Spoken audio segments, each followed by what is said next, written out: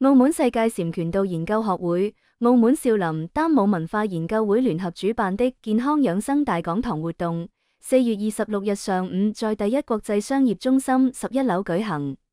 澳門世界禪拳道研究學會會長陳碧君表示，學會成立以來，致力宣傳普及少林與道家養生文化，旨在透過系統化推廣，將傳統智慧融入現代生活。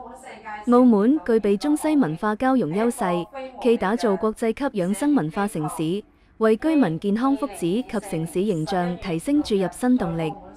少林寺方丈釋永信門下第34代俗家弟子，澳門少林丹武文化研究會主席魏澤權提出從被動治療轉向主動預防的新理念，現場演示三花聚頂胎息功等絕學，倡導通過練習易筋經洗髓功等少林功法，配合道家小周天大周天內丹術，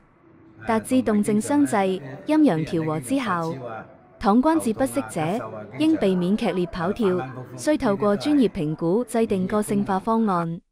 同場特邀少林著名拳師、少林寺禪拳第34代傳人、少林天門武校校長黃高峰展演8部金剛功，魏澤權壓軸引領全場集體操練少林養生8段錦。